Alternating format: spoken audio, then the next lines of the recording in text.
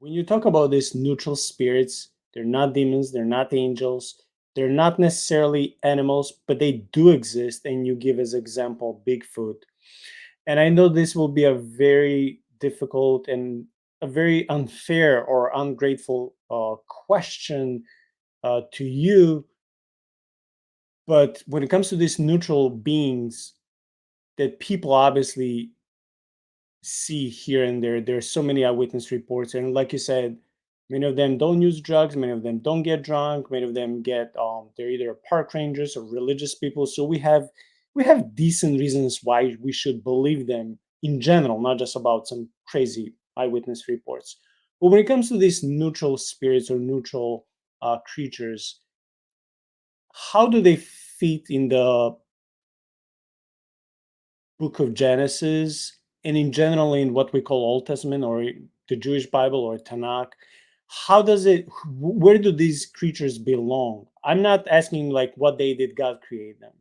Okay, they came before people, right? But Sixth. if we're not talking about those people that came through magical rituals or rites or the occultic or shamanic, you know, manifestations and whatnot. If we talk about just these neutral beings, where do they fit in the Bible? If they're not demons, they're not angels, they're not people, they're not animals.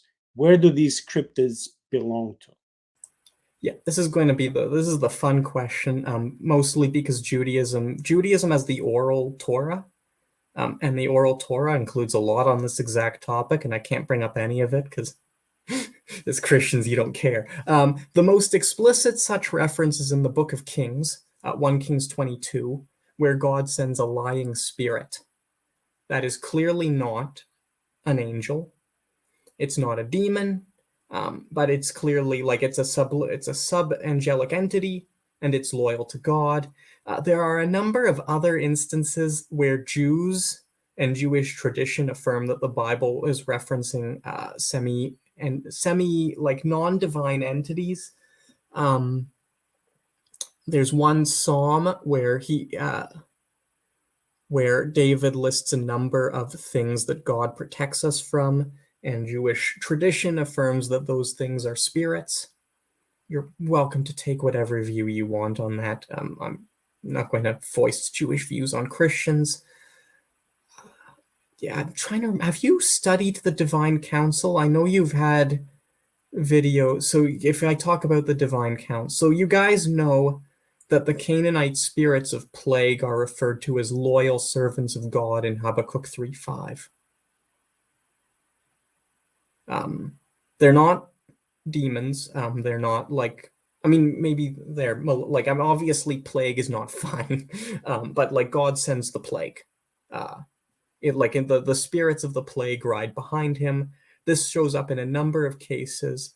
Uh, there are, as I said, like the Bible is not really interested in giving us firmly set taxonomies. It clearly has them.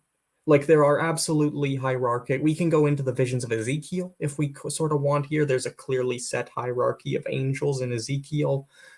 In elsewhere, the Bible refers to this, but it's a little vague because its purpose is not to talk about matters of demonology, but to talk about matters of the soul. Uh, and there are sort of other quotes in God's plan. I guess we can actually the well, I guess there is one other good sort of example here. So Ezekiel, in the book of Ezekiel, right?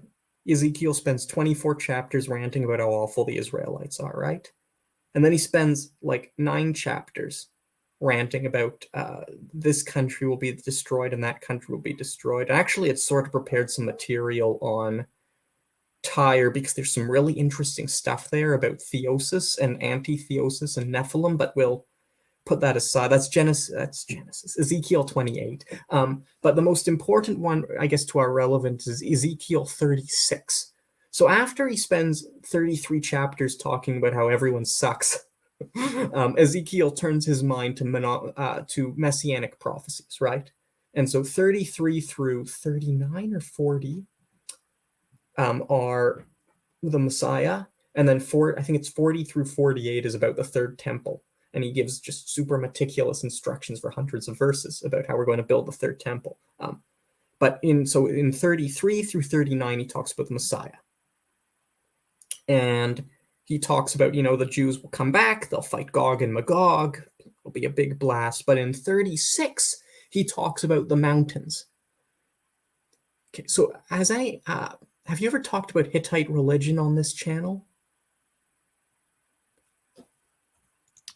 I don't think we did. And even if we did, this was months ago. If one of my guests were mentioning, one of the, you know, ancient mythologies, and it wouldn't be discussed in such a great detail. So I'm not sure, but even if we did, we didn't cover that much. Okay.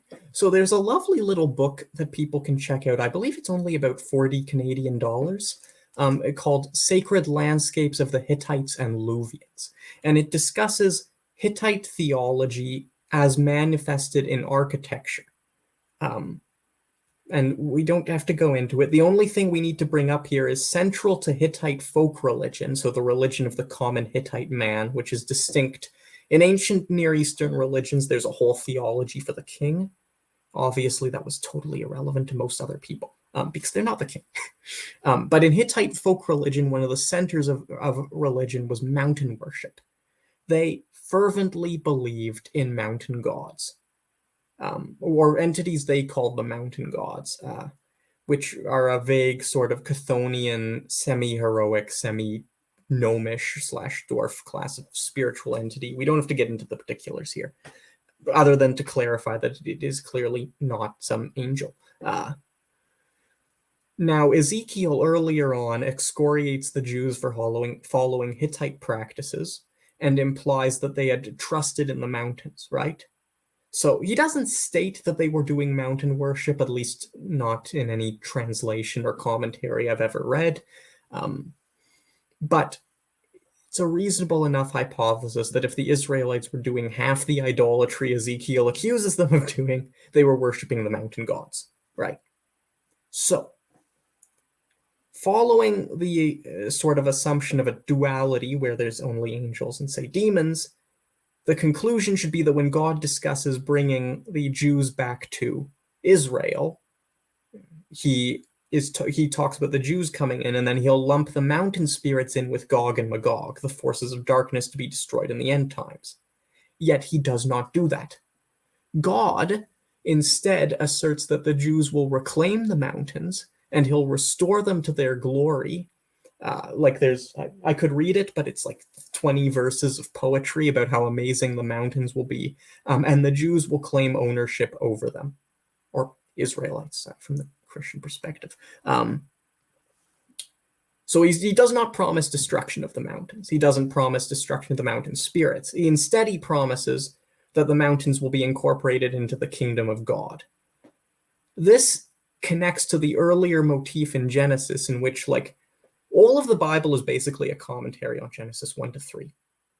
That's going to make a lot of people upset, but I'm sorry. That's the whole Bible, is just a commentary on Genesis 1-3. And Genesis 1-3 is God creates paradise. He creates a garden, right? And then he makes man, and he puts man in this garden, and man binds heaven, and he binds earth, right? He's made in the divine image, but he's in a physical body. And this is important if we want to talk about theosis and resurrection, right? When we talk about resurrection, we're not just talking about whizzing off as spirits, which is what we might bring up if we were Gnostic. When we talk about resurrection, we talk about these coming back, right? Which means it's not just the spiritual component of man, the imago Dei, that's important, it's not just his sort of inner self that's important. The rest of your body is just as important when living a pious life. But then man sins. He breaks God's decree.